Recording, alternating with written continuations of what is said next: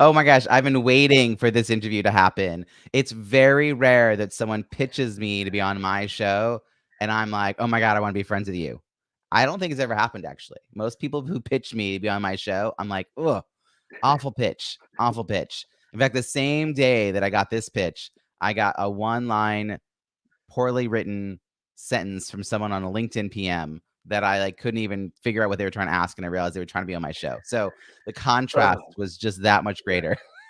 Friends, I'm going to introduce now this week's guest more formally. Today's guest is healing workplaces through play and positive psychology. He believes fully embracing your nerdy genius gives you the power to make a difference and change lives. We already have many of the answers we seek, and by simply unleashing our inner child, we can find our purpose and, in turn, help to create a better world. He helps teams build psychological safety and assist individuals in addressing their most significant challenges by embracing a play oriented approach to work. He was selected by Bamboo HR and Engagedly as one of the top 100 HR influencers and has been featured in the New York Times, Mashable, Upworthy, HuffPost, Shondaland, and Wired. He has worked with Google, Microsoft, Southwest Airlines, Adobe, the NFL, Amazon, and even Facebook, helping their staff infuse more play into their daily lives. As he says, work sucks, but it doesn't have to. Please join me in welcoming Jeff Harry. all right, let's go. I'm excited about Oh my this, gosh. Robbie. Thank Let's you so do much for this. joining us from your place in Oakland. Thrilled to have you here. As you know, this is a show about building strong networks, but the context is leadership. So tell me, how do you define leadership? And when did you realize you had the skills to lead? I define leadership as the GSDer. I don't know if you've ever heard of the get stuff done person, but I remember when I would be part of campaigns and we'd go to other states to find out, all right, we want to work in this state. And we'd walk into a campaign office and you wouldn't ask who's like in charge of the office. You would just look. And after you just spent maybe less than 3 minutes, you know who's in charge because that is the person everyone is going to, right? The leader is the person that everyone gets gravitates towards, right? They may not have the title, but they're someone that you actually want to follow. I love that visual. I've been in many a campaign room, and you're right. Like, I'm done with this project. What do I do next? Or I can't quite figure out how to do this project. Can you help me figure it out? Or I got a phone call. I'm not sure who to route it to. Right? Like, there's There's always a there's somebody. there's the one. There's the one, right? Yeah, And there's yeah. some magic also to them, right? You just know, you feel the energy. And they also just they may not always have the answers, and a lot of times they're very humble, or at least the leaders that I appreciate. Um, but what I find about them is they're the ones that make you feel seen and appreciated and heard. And that's Mhm. rare to do. Yeah, and usually not the person with the title, because the person with the title Yes. maybe Almost didn't earn it. always not the person with the title. Almost always. Right. So when did you first start to realize you had these started to acquire these kinds of skills? Um, I don't know. I used to play and make up games in my basement because I didn't want to be cool. Like being cool was so exhausting in my teenage years, and I was like, "This is not even fun. I don't even enjoy these parties." So I just started hanging out in my basement and making up games, and my friends would come to hang out and play games, right? And then after a while, it was just like I realized I was making up all these games in my basement, and a lot of people wanted to hang out and do that. And what's ironic is the way in which I played as a kid and even as a teenager. I'm making up games now for companies that are all about connection and building a certain level of psychological safety. Because at the end of the day, you just don't want to feel judged. You want to feel like you belong. And those are the spaces that I wanted to create when I was a teenager and when I was a kid, and I want to create them now. This is so interesting, the evolution of who you were and how you just sort of turn that into a business, because I get the being drawn as a kid to the kid on the block who always has a plan, you know, "All right, today we're gonna play kickball. Today," that kind of thing. Like Yeah. like like say, "Oh, we're all going to the park. We're all gonna ride our bikes." There's always somebody who sort Yep. of naturally steps up to, like, organize the local neighborhood. But you were doing it where you were actually, like, attracting people in to do things that maybe we hadn't never done. No, Like, never done. which is different than like, all right, let's all ride our bikes to the creek, which is like, we all know how to ride our bikes. We all know where the creek is. It's just a matter of deciding to all go together. You were like pulling them out of their comfort of the everyday, even back then, and giving them a different experience. It's like, how young was this starting? Like, give me some I starting mean, point. this started when I was like 6, 7, you know, I have a that 5 and 7-year-old right now. So I'm like, literally, I'm like, okay, they're picturing them. They're going to bring them to the basement and they're going to start playing them game. yeah, they're just and it kept going. Like there was, I mean, I won't go into the whole, I have a whole story about how like I was trying to be cool for an entire year in 7th grade.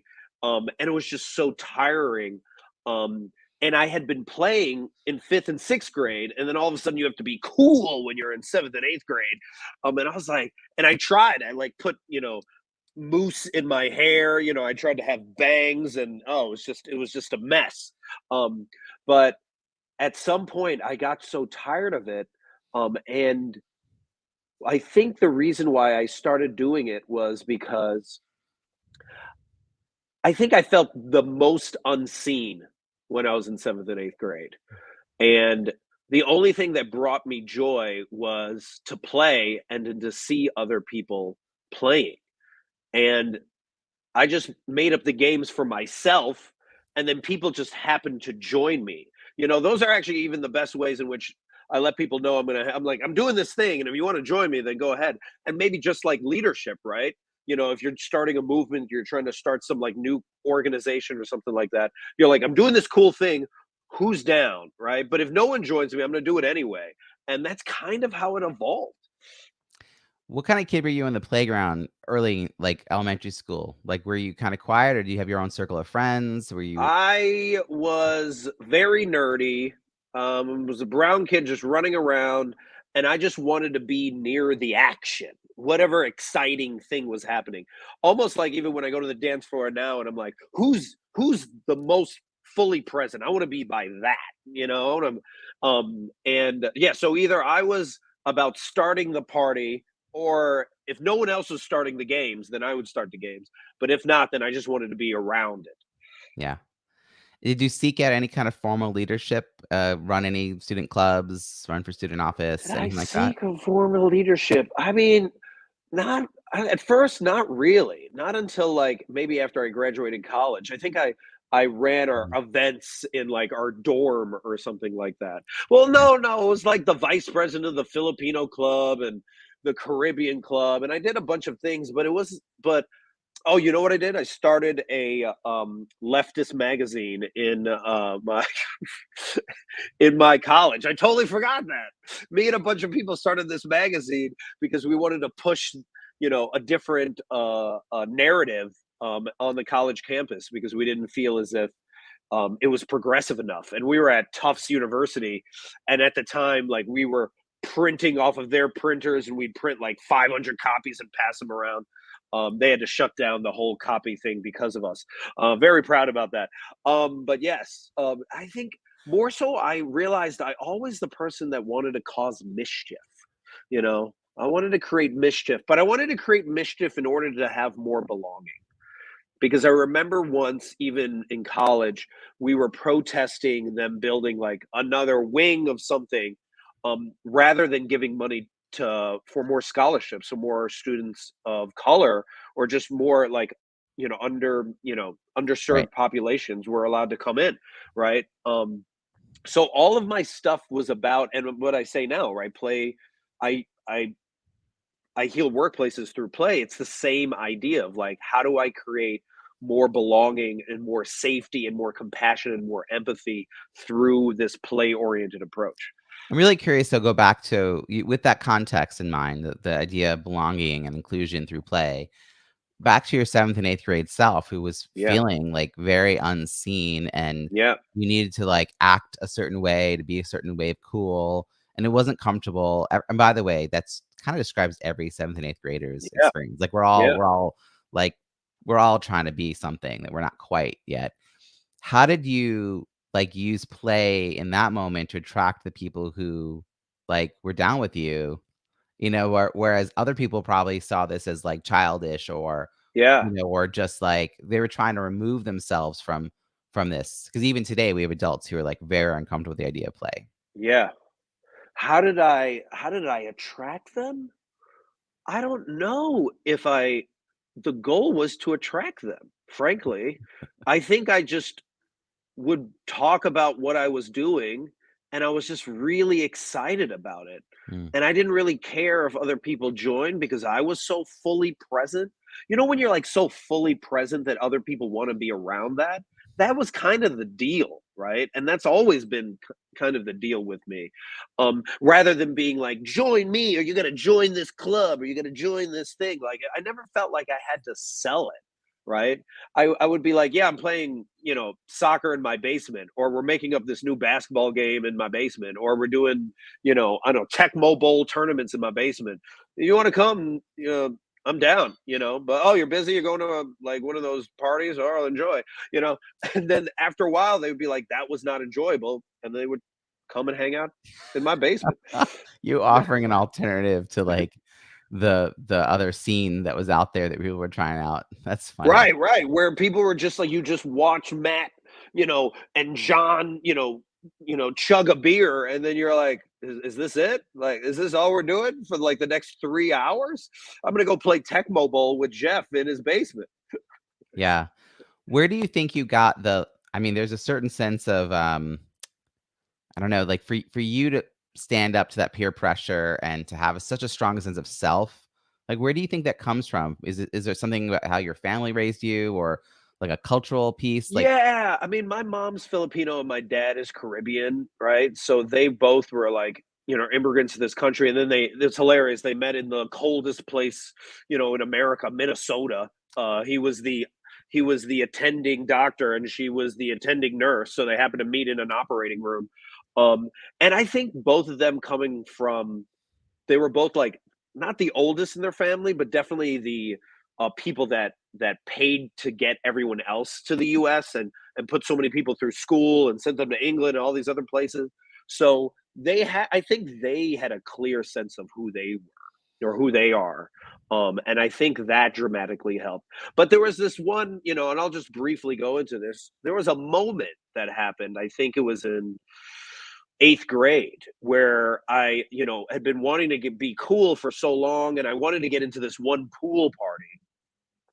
And I had to beg Antonio Santiago to take me, right? Because you needed someone else to get in. Because once you got into this party, then you're in, then you're set, right? And I remember going to the entrance of it, and there were a bunch of people that had just walked off. They were like, there was an argument or whatever it is. And this guy Ron couldn't get in. And then they were going through like, all right, who else is allowed in? And they looked to me, and they weren't letting any black people into the party. And I'm half black and half Filipino. And they were like, is he black? And Antonio was like, no, he's Latino, so I could get in. So, and they used a term, they used the N word at one point, as they were saying stuff like this, right? So then I was allowed in, and as soon as I walked in, I felt like I left my whole self back outside, right? So now I'm in the party. Now I'm like surrounded by all these people that I wanted to be accepted by, right? And it was the loneliest feeling. Nobody was playing. I remember wading into the pool. No one went into the pool, just me. And I was just like, this is the least amount of fun I've ever had and the least seen I've ever been, even though now I've been accepted. And at that point, I was just like, I'm done. Like, I'm done. Like I feel so lonely right now in this accepted population. right. Um, and yeah. And then Because you had from to then leave. on, I was just like, I'm gonna do whatever I want to do. And if it's by myself, then it's by myself. I mean, you had to leave a big part of yourself behind in order Yeah. to be in that space of quote unquote acceptance. But you also got to see the true colors of the people running the door, right? Right. Like what they might not have felt comfortable saying in front of you otherwise, you suddenly were privy to. Yeah, But and I think that yeah, happens with everybody, right? That happens when you go to a certain college, or you get a certain job, or you get promoted to a certain job, or you're trying to get accepted in some country club, or whatever the thing is, or on TikTok or whatever it is. We compromise a certain part of ourselves, and then we lose that part that is us. And yeah. I'm all about talking about how play helps you rediscover yourself again, right? And you simply need to play enough in order to figure out what's next, because your inner child always is ready to play again, and it's just waiting for you to play. So 12, 13 years old, did you have a sense of what you wanted to be when you grew up? Was there a Yeah. path? Yeah, I wanted to be a toy designer. I saw the movie Big when I was in 3rd grade, and I started writing toy companies in 3rd grade, like 10 years old, maybe even younger. And after I saw the movie Big, I just kept writing toy companies on my word processor. And I would get rejection letters back because I think they thought I was an adult. But I just kept doing that. And I wrote them all the way through high school. At one point, Cap Toys, which went out of business, told me to go into mechanical engineering, which I don't recommend. And then I eventually got in the toy industry, and talk about another place where I thought I belong. As soon as I arrived, there was no toys, no fun, no high fives. It was just no joy. And I was in New York working for a toy company, and it was just bad. So then I left New York, came to the San Francisco Bay Area, bumped into a job on Craigslist teaching kids engineering with Lego. There were 7 nerds, and but they were all playing for a living, and I was like, "Oh, this is awesome. I'm going to try to make this a thing." And we turned it into the largest Lego inspired STEM organization in the US. We went from 7 people to 400 people. Um, we picked cities we thought were fun. We had no business plan. We just made stuff up as we went along, right? We failed miserably a lot, but we just kept playing. And because we kept playing, we attracted other nerds that wanted to join us. We started partnering with Lego. And that's when I started, collaborating with all those companies you mentioned, like Google, Facebook, Adobe, because they would reach out to us, and they'd be like, "Hey, can you do a take your kid to work day event?" And then they'd be like, "Hey, do you do team building events?" And we're like, "Of course we do." No, we didn't, but we just make it up. So we just made all this stuff up That's while I amazing. was, yeah. And then while I was doing this for all these organizations for like the next decade, right? Like I think I started running team building events with all these tech companies around 2011, 2012. Um, I realized these places were not fun. And these are the best companies in the world. So then I was like, what is going on? So that's why I created Rediscover Your Play, because I wanted to tackle the hardest issues through play, like navigating difficult conversations, like dealing with toxicity, dealing with toxic masculinity in the workplace. Like, how do you address your inner critic, right? How do you make your staff feel seen, heard, and appreciated? So that was the main reason why I started the organization, because I was like, if these companies are not fun and they're the best, what's happening in companies in the middle of the Midwest, right? Or down south? Like, let's cause some mischief. Let's make work suck less. You're all about that good mischief. I love it. I'm all about that good trouble. I even have a pin my friend Angie gave me from John Lewis, Good Trouble. Yeah. The fact that you made this into a career, into a business, is amazing. I'm picturing you like did you go through college in order to Yeah. get? So you got your way through college, right? You said you did Tufts, and then you headed off to the toy industry, which you thought was gonna be amazing. It was nothing like the movies. Although even in the movies, they weren't having fun. I just want to point No, out they they were. were No, not. they weren't. You're right. That's It's a good kind of point. actually his point. He missed having fun. He was like Right. wanting to go back to being a kid, which is yeah. So you're like, okay, wow, it really wasn't fun. And then what made you head over to the Bay Area? Like, how'd that? Well, at one point, oh, this is you'd like this. At one point, talk about causing mischief. At one point, I went and worked for Times Square Toys R Us. So I was a product demonstrator in that Times Square Toys R Us with that gigantic Ferris wheel. And then they laid off a bunch of people, but they kept me. And then I tried to unionize the store, the flagship store. Oh, you I are didn't good mischief. realize I was trying to. I just wrote this manifesto like I was Jerry Maguire. I didn't even realize what Jerry Maguire was in time. But I wrote this like thick packet. I don't know. Then I passed around to everybody, and I was like, "Why are you not treating our employees like with respect? Like we've done all this work for you, right?" This was also during like 9/11 times. Like we were there, you know, um, you know, when the firefighters came with their kids, you know, to like welcome them after like such a tragic event, right? So we were doing a lot of stuff. So I was like, why are you treating everyone so poorly? Yeah. And then that didn't go over well. And then I eventually left, and then I was like, I need a new start. And the person that I was with at the time, she was, I'm going to Berkeley. You want to come? And I'm like, yeah, let's go. So we just went, no job, just came to the Bay Area because it was a different vibe. It's amazing that you tried all these places that you thought would be fun, right? Hmm. You got to when you worked in toy industry, then you worked in a toy store Yeah. and getting Yeah. to play with toys and kids, and it still wasn't fun. Maybe it's Yeah. you. Maybe it's you, Jeff. No, I'm kidding. Maybe. I mean, you never No, know, man. so so You so never you have a know. fresh start. Bay Area is a great place for a fresh start. A lot of people do that. This happenstance Craigslist ad that changes your life, right? Um, what was your first thought? Did you know pretty quickly that this was it? Like this was such a good experience, or was it really just kind of like organically feeling your way through it day by day? Yeah, it was more of the second, or feeling it through, because again, it was 7 people that had no idea what they were doing, right?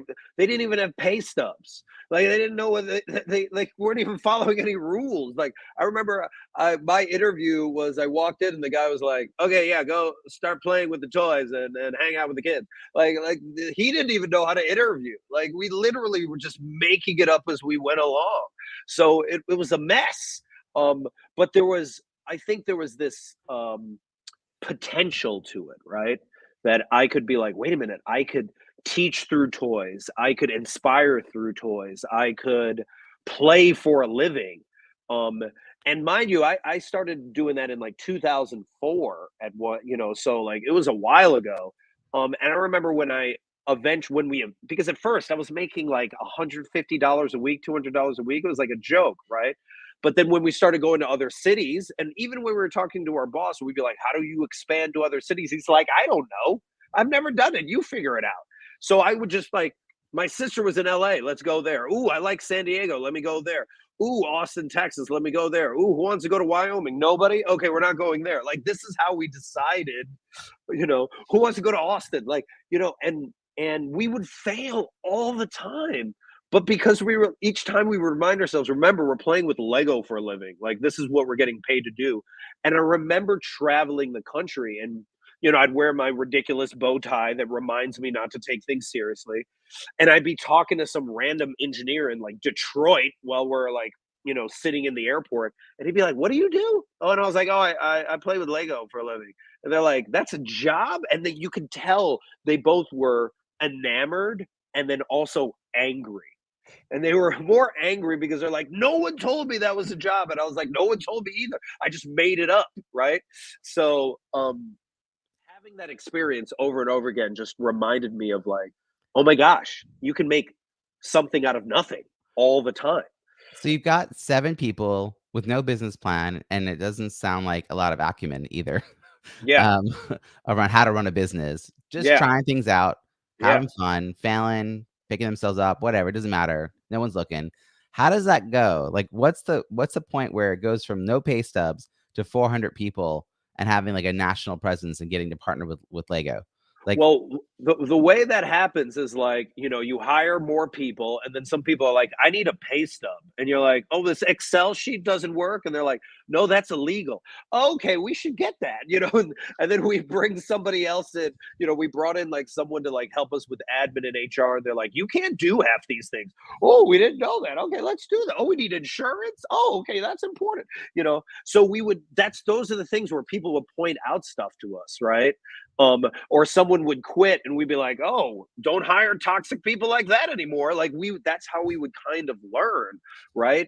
And then because, especially because we were teaching so many people in the Bay Area, so many kids in the Bay Area, it just so happened that tech companies, moms and dads would be like, this is really cool what you're doing.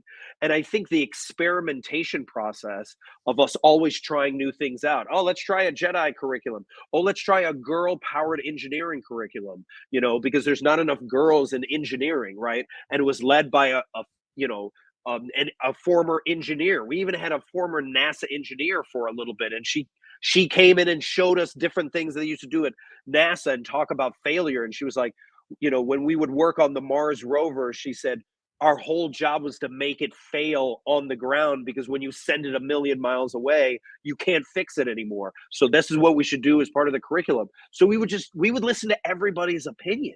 There's like nobody was above anyone else, right? Because we're all playing. And I think I speak a lot about this, about how play can dismantle hierarchy, and hierarchies where a lot of societal pain comes from, where someone's like, I'm superior than you. And you're like, why? Like, oh, you have more money than me? Does that make you superior? But when you are really playing, right, where you have let go of the results, where you're fully immersed in the moment, there is no hierarchy, right? And that's when people can actually connect for real. And I think that was the magic of it, of like, y'all just seem like you're having so much fun. How can we help more? And then because we kept expanding, and we would go to cities and be like, you want us to build your city out of Lego? And we'd run an event with the city, and then that would attract more attention. And eventually the Lego was like, you're doing really cool stuff. Hey, come on this Lego tour, Lego Kids Fest tour. And we did that for like 5 years, like just Wow. traveling with Lego in like the largest stadiums in the US, and it was just because we were having fun, and always experimenting, always failing, always experimenting, always, iterating. Just give me the time frame. You said you started this around 2000 and I joined in 2004. I think they started in 1997, okay. right? Probably by 2009 or 2008, I left and, worked on, a couple campaigns, national campaigns, and then came back. And then around 2010, 2011 is when we got the attention of Lego, and then Mhm. we did tours with Lego till 2016.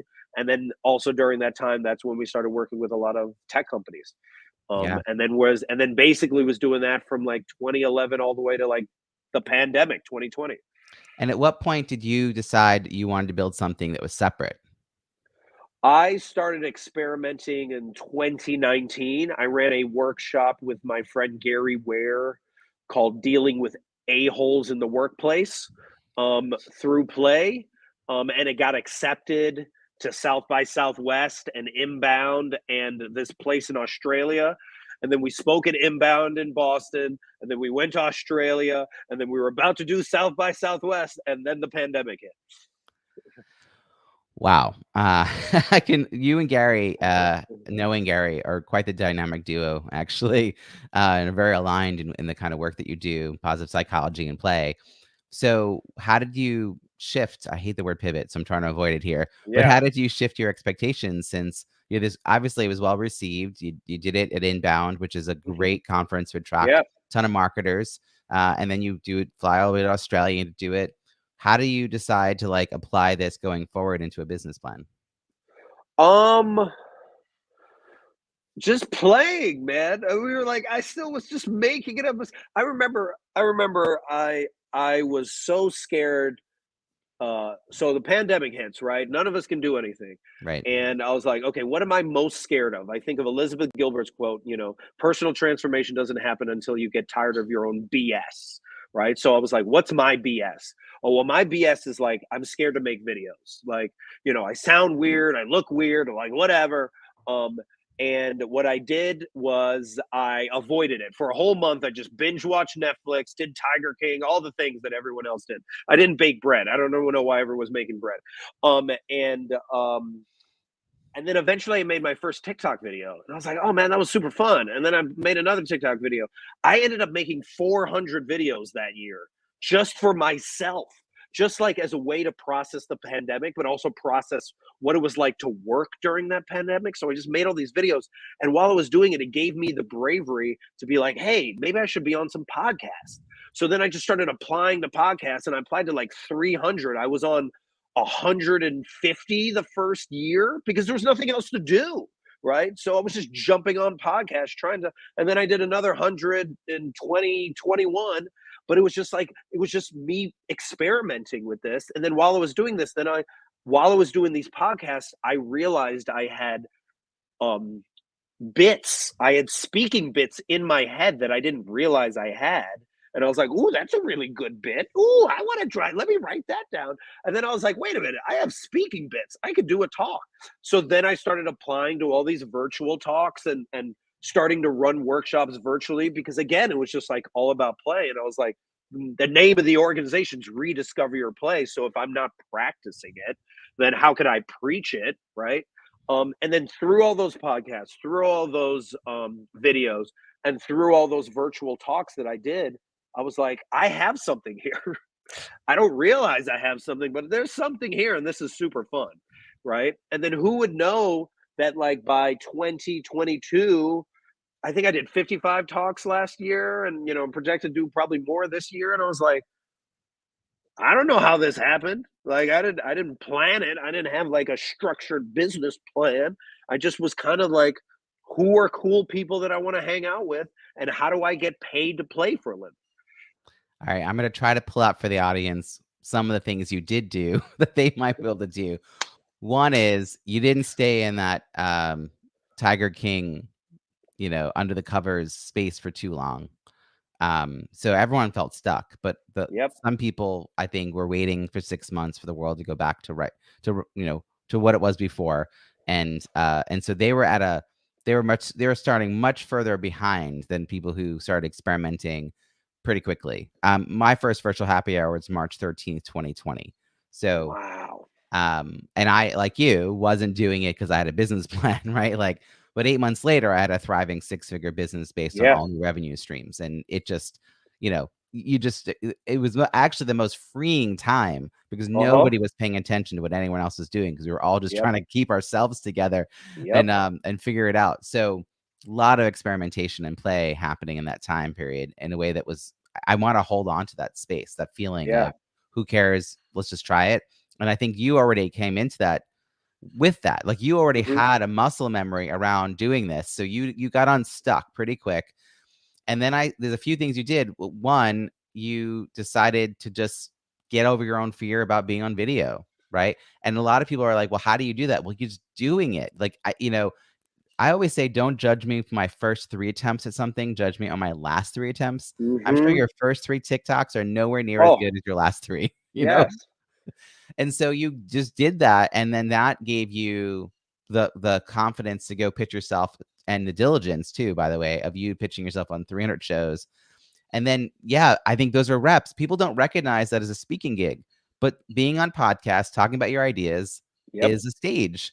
And Yep. if you feel like you've got a story to tell, but you've no one to tell it to, but if you get on 150 podcasts in a year, you just did a lot of reps from Yeah. your home. Yeah. And for you to do that again the following year, and like you said, you start to realize there's these bits.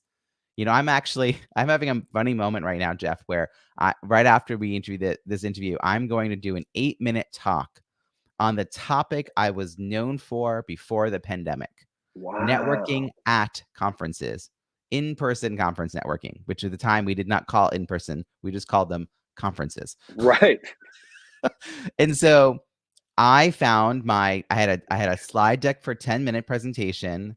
Fortunately, my past self was very good to me, and I have all my notes built in because at the time I had Hmm. everything memorized.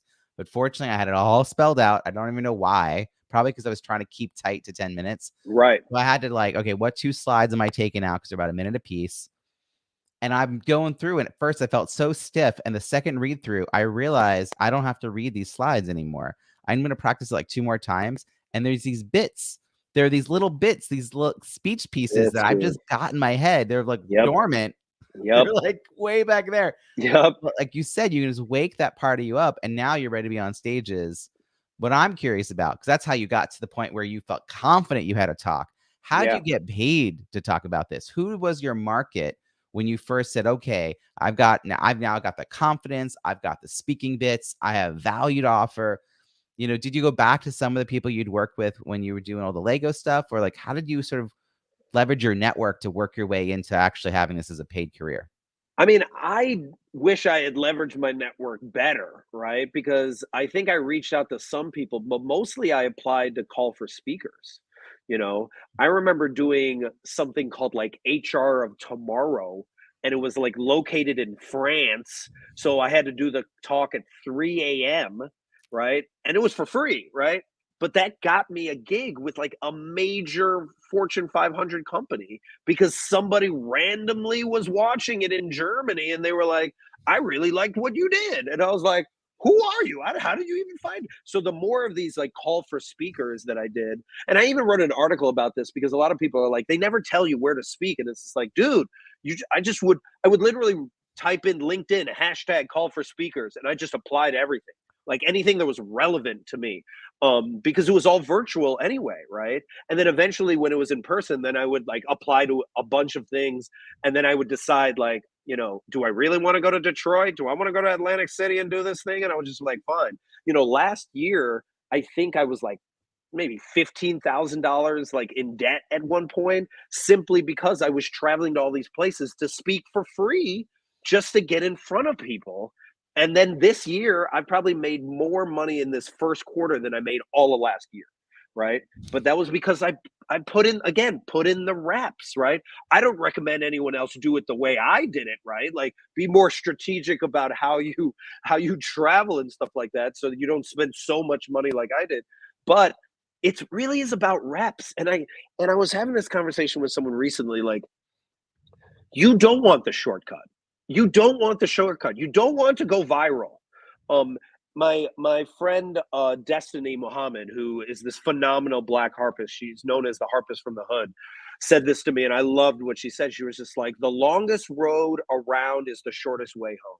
And I was like, what do you mean the longest road around is the shortest way home?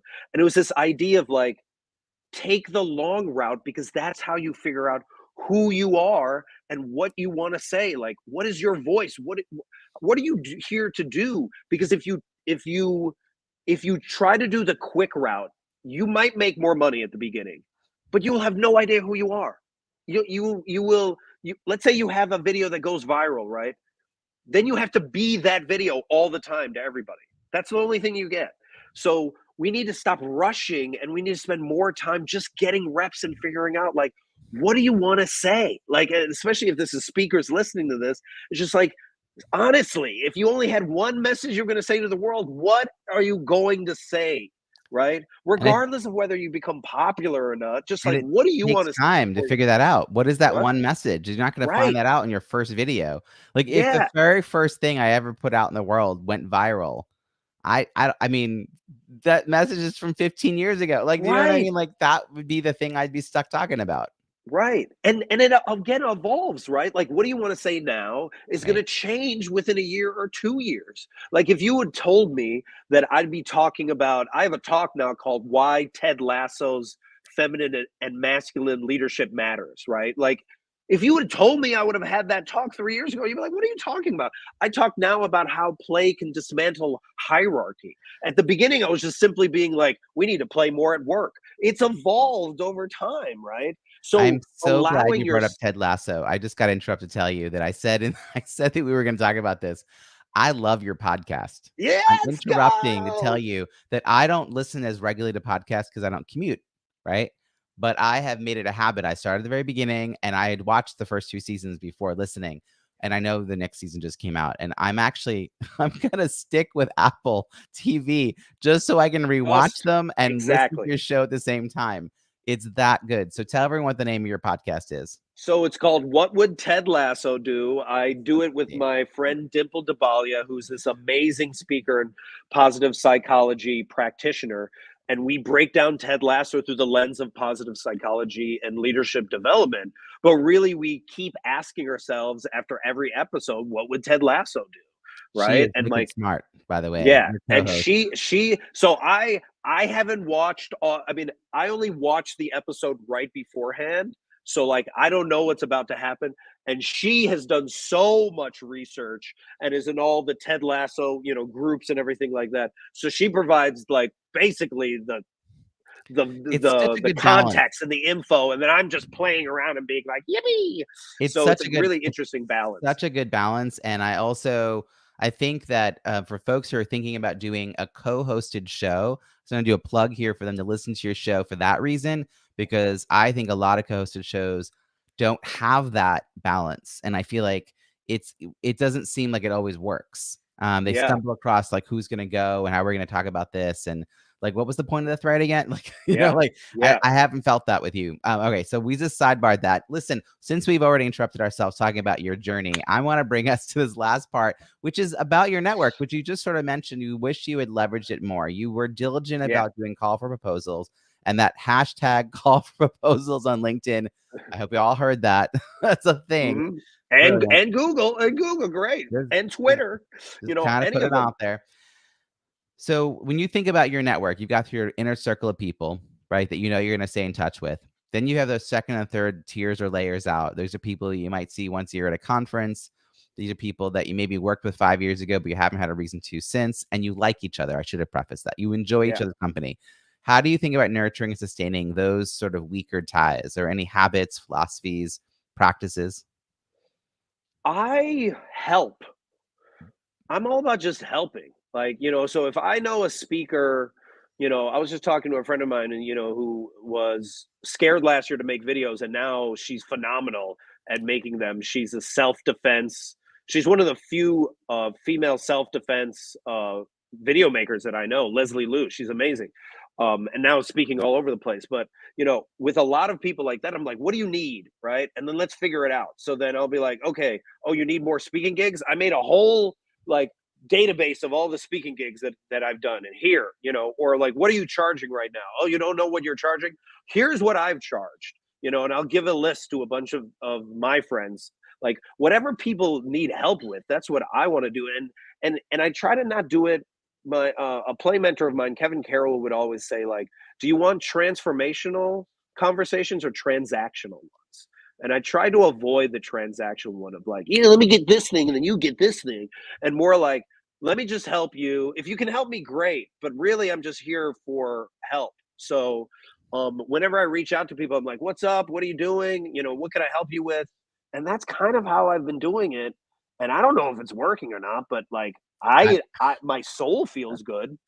It And seems that your numbers are showing that it's working. yeah, I guess that also helps as well, but I mean, I think when we I this is part of the play part, right? Play is all about letting go of results. You know, play is the opposite of perfection. Perfection is rooted in ego, shame, and constantly trying to be right. Like if I tried to do this podcast as perfection, then it would have been really stilted. I would have been like, what else do I need to check off this list? I don't even know what I said during this podcast. You're okay. Like I forgot it already. Like once I'm present, it's done. But that's how I show up, right? So I'm trying to be the opposite of perfection and just play with stuff and be fully present. And I feel like when you're fully present, when you're fully engaged with that person, that's when they feel seen and heard and valued, and that's when you actually have real connection, and then you get more abundance that way, right? I just did South by Southwest with my friend Sarah Serrani. We talked about embracing your fears from a place of we, not me. How do you carry fears as a community, right? Because when my dad passed away, his brother showed up for the first time in like 20 years. They hadn't seen each other in 20 years. And in a place where I should have been devastated and sad, all these people were holding their grief up with me, right? Like it was amazing to have like this community of people that helped me through this process. And there was this beautiful sadness that existed, that it was both sad but also joyful. And I think a lot of times we think we need to address our fears or address stuff all by ourselves when there's people that always have our back. And that's what I'm constantly trying to communicate. We had 70 people in the room. There were people outside. We couldn't get more people in at the South by Southwest thing. And the reason why I think so many people showed up, not only did they want to address their fear, but we had also connected with so many people and played with so many people throughout the conference that they were like, we would just want to hang out with you. We don't even know what you're doing, but we just want to hang out. And that's kind of the vibe, right? When you're just you, people want to be with you. That's awesome. There's so many good things you just said in there, and it explains also why you and I like immediately were on the same wavelength through an email. I want to just be really clear. Like you did not do a video to me. You did not do a voice note to me. You use old-fashioned email, and you were just so thoughtful in your approach, that, like, to me, it's who you are, and it shows up in everything you do. We're very similar. I'm very abundant-minded. Giving away knowledge to me is like it's like it's a big piece of how I am fed. I feel really good. Like, it doesn't feel like it depletes me. It actually helps me knowing others are being lifted up. And I've just literally wrote a book, Break Out of Boredom, Low Tech Solutions for Highly Engaging Zoom Events, that is all of my Yes. IP on the topic. It's everything I know. So it's like, I'm like, take it. Let's all do better. That's going to lead to more opportunities for me. Somebody will read it and want to hire me. Everybody else is going to get something good out of it. Let's all do, like, I just think that a lot of people who are starting out are nervous and fearful and holding back and scarcity minded, and they could all take a page from how you're playing your way through life. I want to know a year from now, when I remind you that we just had this conversation, and I say, oh my gosh, Jeff, it's been a year since I interviewed you. What are we going to be celebrating a year from now for you? What are we going to be toasting? Ooh, well, I will have done this really awesome TEDx talk. That's going to be something I'm going to be celebrating. Also, I'm trying to write a book, but it's going to be a children's book for middle managers. So I'm hopefully going to be celebrating that. Yeah, and I mean, my main goal is because I want to heal the world through play, right? So I want to be speaking at Davos. So, within the next 5 years, I want to speak at Davos about how play can heal the world. So I will be on that trajectory. Maybe I'll have spoken at like Work Human, or again at South by, or at Aspen Ideas Festival. Yeah, all those things. Ooh, so delectable. I Speak will it say into two things. existence. Yes. One is, you are one of my favorite Zoom facilitators by far, by far. Like, your ability to create a safe space. It's like you and my friend Jan Keck are the only people that I'm like, you know how to do this on Zoom. Like, you just are. It's and then second, and I think this might help listeners, what was it about my email that actually connected with you? Because I think a lot of people, maybe they want to be on a podcast, but they don't know how, and they don't know how to reach out to somebody. Well, all right, I'll break it down. You opened with where you knew me from. You said that you had seen me at an event and I had done a really nice job, but you went more specifically, you described something I did. So it was, I think, a thank you versus a here's something you did and here's how it's impacted me. You did the latter. Like, you didn't just say you were great. Like, so many Yeah. people are like, I listened to your show, it's so great. Yeah. Or they say, I listened to that, and they mention the last person I interviewed that aired. Yeah. Like, Exactly. Yeah. this is so clearly like a cut and paste. Yeah. So you were very thoughtful in that. So thoughtful that I said, wow, those few sentences you said about my skill at Zoom, I'm about to release a book. I would love to include it as a testimonial. That's how heartfelt I was receiving it.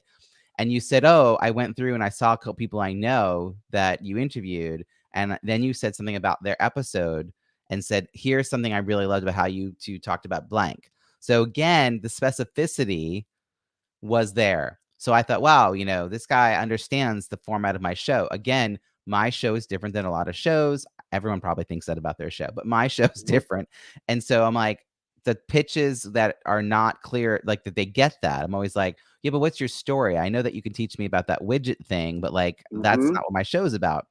So that you did not make it hard for me to understand that you understood the value of the show. And then you said a little bit about your story. And I was like, oh, this person has a story to tell. That would be really kind of cool. And it turned out the people you mentioned that we have in common are people I actually know well. Like, it also helped that you weren't just like random. You're like, I noticed, this random dude on LinkedIn, like, like, you mentioned people that I knew personally and talked to regularly. And so right away I was like, oh, he's one removed from awesome people. Like, how do we not already, like, I was like, how do we not already know each other? And then at the bottom of all that, you were like, hey, and I'd love to be on your show. Like, I was already falling for you. I was like, oh, it's Jeff guy. I totally want to have this Jeff guy. Who's this Jeff guy? And then you're like, I want to be on your show. And I'm like, well, that just makes sense. Like, you led me in this, like, a few paragraphs, you know what I'm saying? To like the most obvious conclusion. And then I got this weak attempt at a pitch the same day on LinkedIn where I had to read it 3 times to try to understand was she inviting me or was she asking me on my show. Like the format of the sentence was so poor. And we didn't know each other at all. And there was no context about anything. And I was just like, oh, like, so not that most are that bad. Most are somewhere in between. But honestly, I get pitched by a lot of PR companies about their authors that they're pitching. And they're authors who have less than 20 Amazon reviews. And we all know that I'm a big fan of getting that social proof on the sales page. Yep. So I'm like, wow, they didn't even get 20 reviews and they're paying thousands of dollars for someone to pitch to me. But that person pitching did not bother listening to my show. And even though I've told this company before what my show's about, they're sending me a template. Yep. Even though we've interacted and they should have a better understanding of what my show, like there's a way to slip past my defenses. Yeah. But most people don't make any effort. And so I think there was a playful tone. You weren't like overly pitching. I don't know. It worked. I have a few people in my life that my life has changed because I let them into my life. Like I met them and they did that sort of cold pitch thing. And like, we became great friends. And I'm always so fascinated by those people because I don't do a lot of outbound. I can't think of the last thing I did that was like completely cold outbound. Like I reach out to my existing network hardcore, but I don't like pitch to random people on LinkedIn send connection requests. So I'm always amazed when that works because I'm like, I don't do it because it's mostly really done poorly. Like I just don't want to be lumped in with those people. But if more people took the time, my wife's doing a job hunt right now, and she, has doing this careful job search where she's connecting with people in these companies and meeting with them before. I mean, by the time her resume is entered, there are like 3 people who are rooting for her. Wow. Like that's the effort. Like, and so she's not sending out as many as other people who got laid off at the same time as her, but it doesn't matter because that quantity is not going to get her the job. Yeah. Like there's no reason for her to get 300 plus like no's.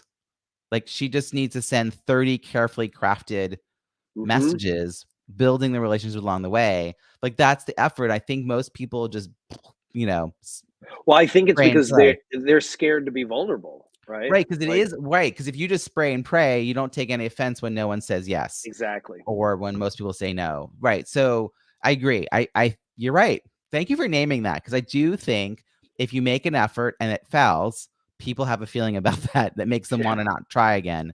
But we work really hard, she and I, about rewiring our brains. That's not what it is. It's and at every interview she gets, even if it's not the perfect job, it's going to give her new opportunities in that industry, right? New people are going to meet her.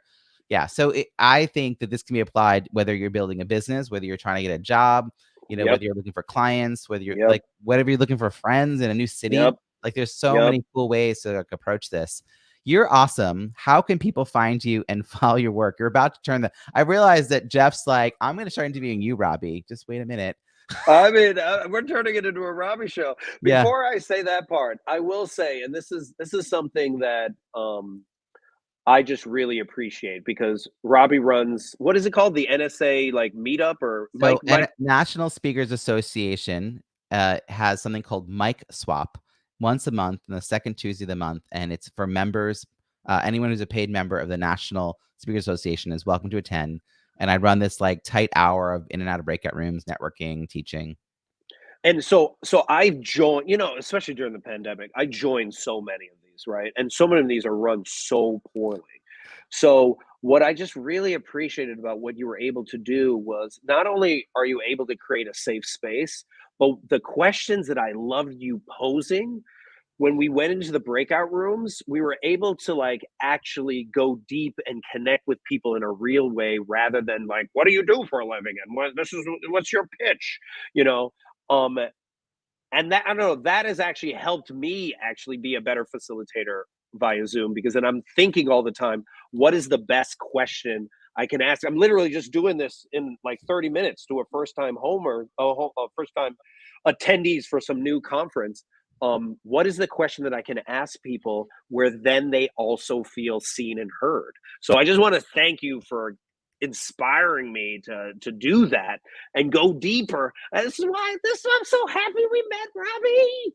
So yes, so if people want to find me, if you want to see my ridiculous videos, My handle is at Jeff Harry Plays, JeffHarryPlays, and I'm on TikTok, Instagram, LinkedIn, YouTube, Twitter, Medium, all on that handle. And then if you want to cause mischief in the workplace with me, simply go to rediscoveryourplay.com and click on the Let's Play button, and let's nerd out and let's figure out how we can make work suck less, because it really doesn't have to suck anymore, and we can infuse more play and positive psychology in it so people can do their most vibrant work. Amazing. I'm going to put all those links in the show notes at ontheschmooze.com. Jeff, thank you so much for this amazing conversation. Absolutely. All right. Take care.